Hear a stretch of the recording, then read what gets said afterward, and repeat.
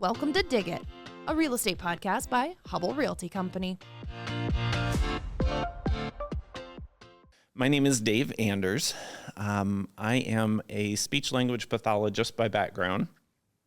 I've worked at On With Life since 2002, and my current job is Chief Clinical Officer, which basically means that I have oversight for the rehabilitation team, the physical therapists, the occupational therapists, the speech therapists, rec therapists, music therapists, basically the rehab programming within the organization. And me too. And you, yes, Liz, you talk a little bit about what your job is at On With Life. My name is Lizz Cassler, or Elizabeth. I was a person served in 2009, and Dave was my speech therapist. So that's how we knew each other. And I got a job here in 2015 when I was in college. I started out in dietary, but Dave moved me to transporter a few years ago, and now I am the transporter and I'm the peer mentor. And I love to get to know the person served and the families and just encourage them during a dark time in their life, because I can relate. Liz, tell us a little bit about what happened to you. Again, you came to On With Life in 2009. Yeah, I have the dates memorized. I'm glad, because I had forgotten what year it was. April 9th to August 14th of 2009. You're good. Very good. After school, okay, so it was on December 3rd, and after school, I was in a car accident. I was a passenger.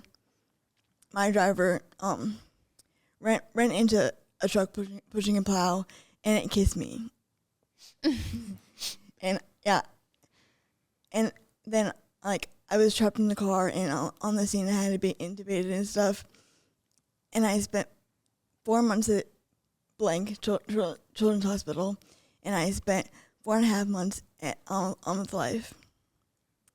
And now I work here, going on 9 years. Isn't it wild how life works? So how old were you when the accident happened? I was 17. I had just turned 17 in October, and it was in December. So yeah, my whole 17 year, I was in rehab or going to outpatient. Dave, what was it like when you first met Liz? Obviously, she had her stay at Blank, and then so how did she end up coming over here? What was your first meeting? So Liz came shortly before, it was right around Easter time in 2009. And so the first day she was there, when I went in and met her, we actually put her in a group, and the group was doing an Easter-themed kind of therapeutic activity. And so we were doing, I think you were at that point, there were several things that folks were doing, but you were working on painting an Easter egg or doing something. I can't remember.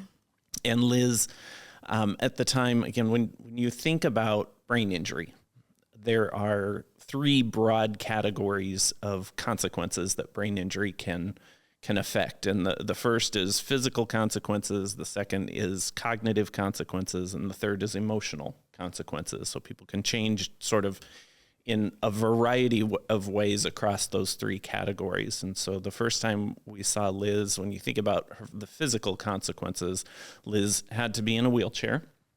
She was unable to stand. I believe you needed to be transferred using a mechanical device, a lift device, because you couldn't bear weight. She had the one side of your body. Which side was your weak side? Remind me. My left. Your left side was weak, and so she had high muscle tone on her left side, and so her left hand was sort of fisted. She was unable to use that left side.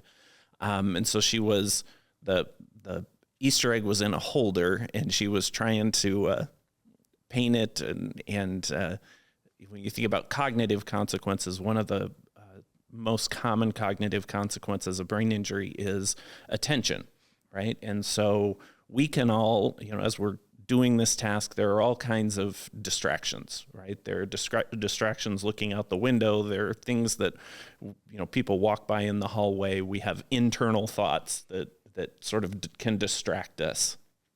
But we are able to sort of ignore or suppress those distractions, right? A car goes by outside and my brain registers that happens, but I'm able to suppress that or ignore that distraction and still sit here and have a conversation with Liz. And attention was a very, very severe challenge of Liz's. And so she sat there trying to do this task for probably 45 minutes and maybe made it a quarter of the way through it, because she simply was unable. Every sound, every person in her environment was distracting, and she didn't have that ability. Her brain could no longer sort of tell her, it's important to pay attention to this, but don't pay attention to that. It's not important. And so that was one of the big cognitive consequences that Liz had. Also under that cognitive category, we think about communication. And Liz was just starting to talk. We were getting a few words here and there, but really not much in the way of verbal communication. And when she did talk, it was very quiet and it was very fast. And so she was difficult to understand. And so, when you think about her rehabilitation, it addressed a lot of those physical consequences, the weakness, the inability to stand, the inability to use that left side. And when you think about like speech therapy and some of the counseling-based things, we worked a lot on the communication, on the attention, on memory, and then, of course, on some of the emotional consequences of the injury. You want to sort of talk a little bit about how you have changed from an emotional standpoint since your brain injury? I went through like a couple very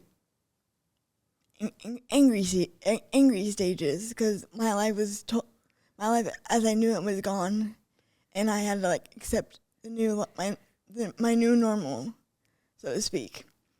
And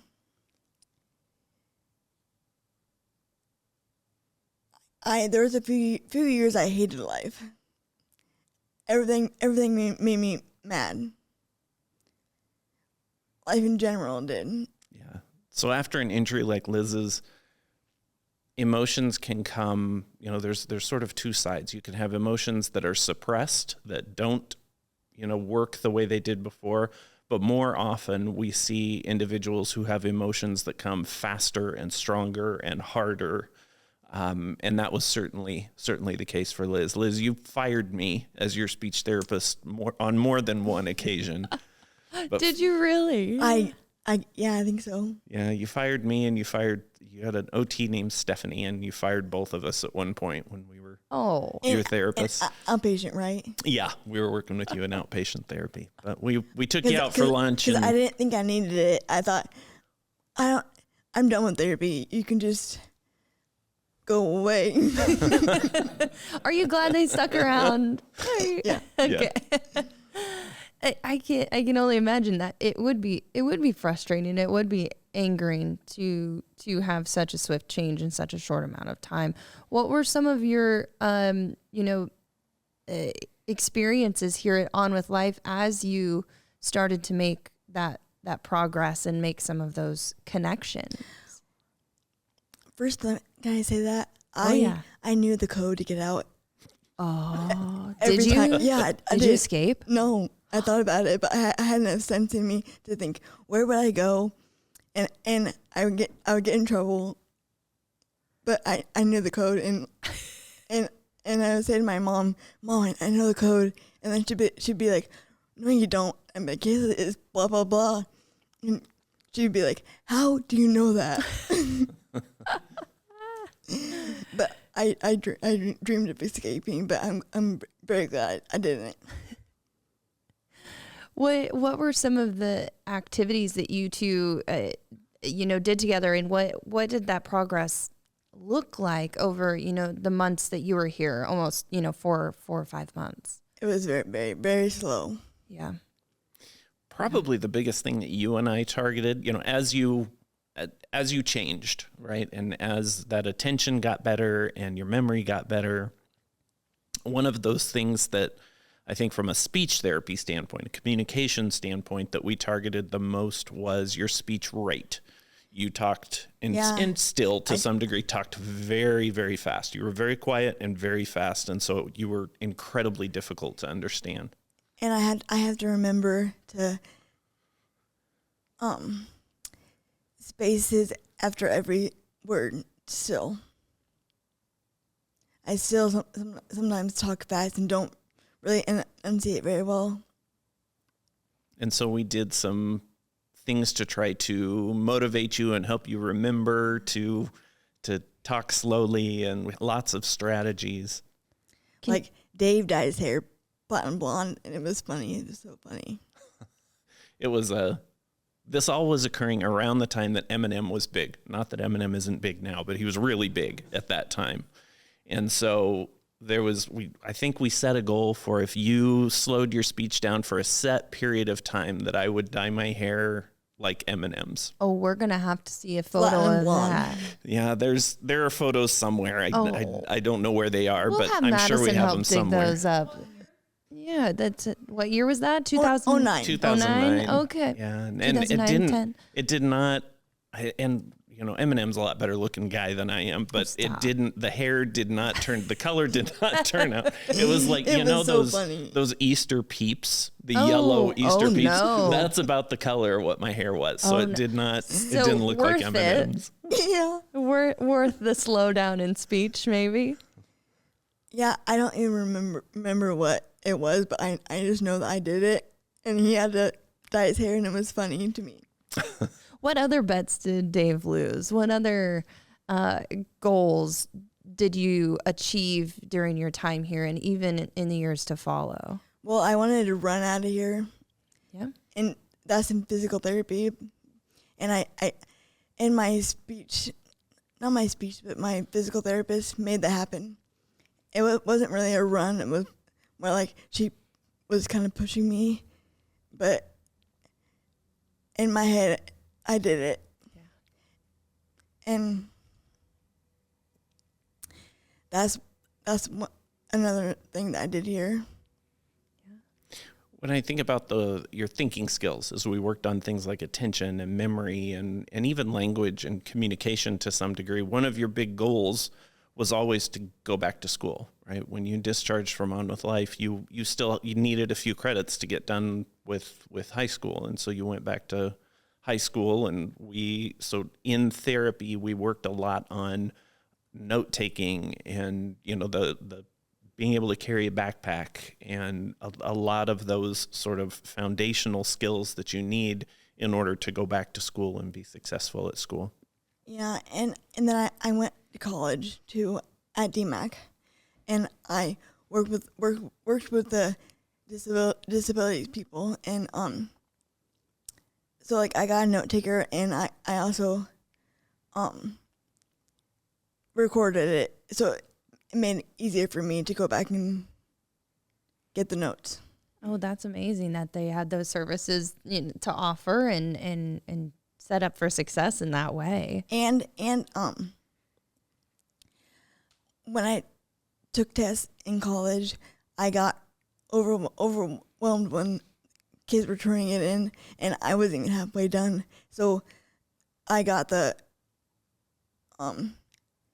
I got to take it in a separate room in the disabilities office, and it read to me like I used to be able to learn, like if I read something I could retain it, but after I got hurt I had to see it, hear it, and look at it. and that allowed me to do that all three simultaneously. Yeah, that's amazing. That's great.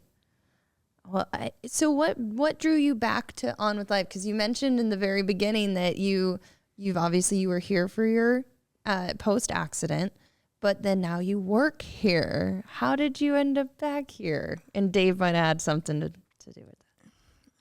Well, I'm not sure how I got the idea in my head, but I remember thinking in inpatient, wouldn't it be so cool if I could work here one day? That was just like a thought in my head, like just a little thought that probably would never happen. And then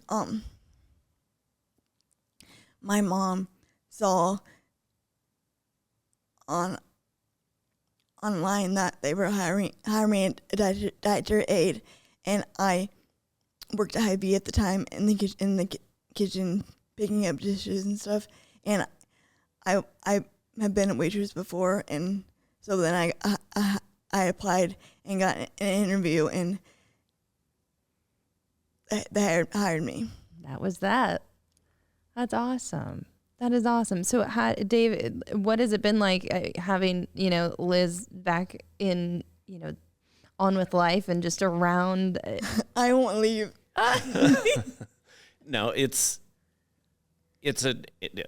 Liz has a tremendous gift, and that gift is a combination of her ability to connect with the people we serve and with their families, and then the fact that she has been through this, right? Most of our person served feel like their injury takes something away from them, and this has been an opportunity for Liz, I think, to realize that what's happened to her has added value, that she knows things and she's had experiences that only someone who's been through this can have. And so from a person served in a family perspective, we as professionals can provide education and prepare folks for the future, and that can't go as far as someone who's actually been there and done that and walked the walk.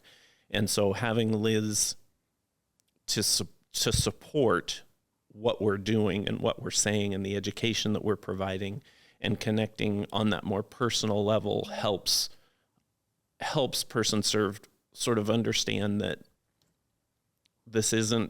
my life hasn't been contaminated. Right. Well, and you're a role model. I don't know if you know that, but I do. I think that people that hope is something that people see in you. I just want the person served to realize that just because they have a brain injury or have like a neurological disorder does not mean that their life is over. Their life can still have value. Absolutely. So what do you get to, will you tell us a little bit more about what you do today? What your role is today as a transporter? I push person served back and forth to therapy in groups. And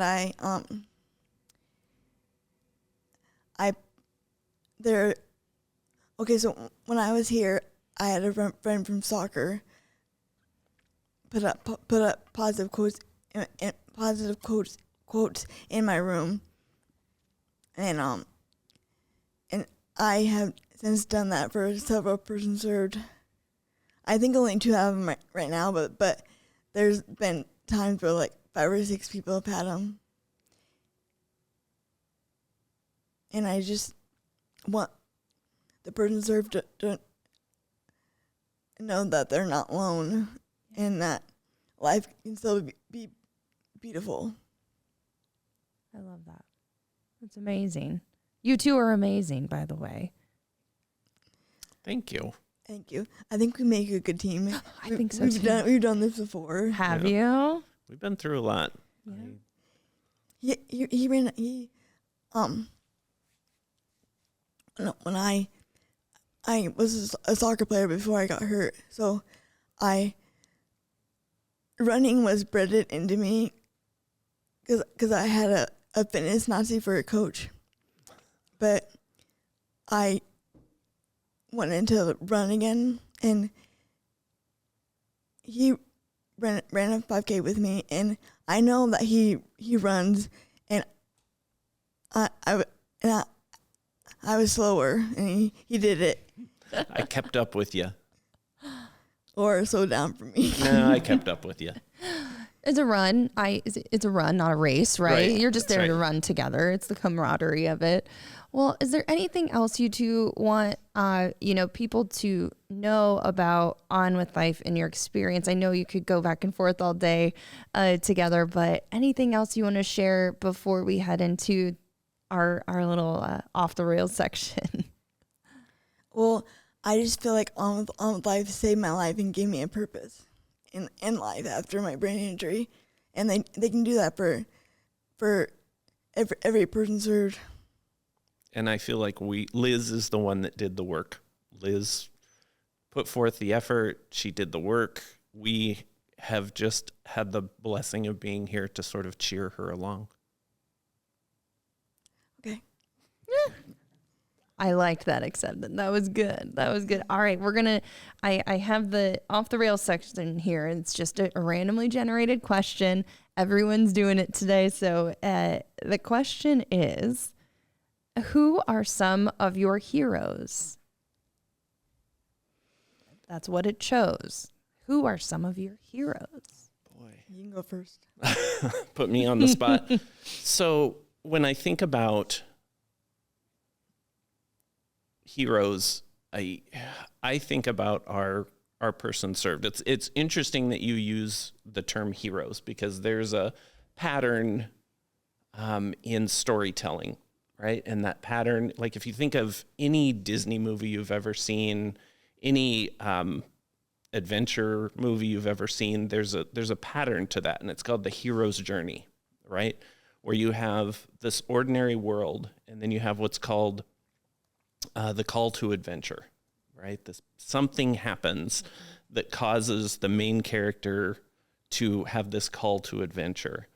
And when they accept that call, then they move into an unknown world, and they go through trials and tribulations, and you meet allies and villains, and they come out better at the other end of it, right? And so being able to be in the position that I'm in, and being able to work it On With Life, it allows me this amazing opportunity to watch real life people go through real life heroes' journeys. So person served in families. I guess person served in families is the short answer to the question, but the longer answer is just having that experience and being able to learn from people who are sort of going through their own hero's journey. I liked your long answer.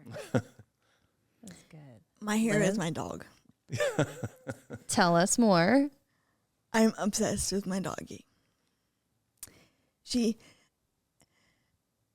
What's her name? Mia, and she has a spinal cord injury that she got from she was walking up the steps from my room, and she started like getting paralyzed in her hind legs, and she spent a week at Iowa State, and she was even in doggy ICU and doggy rehab. And her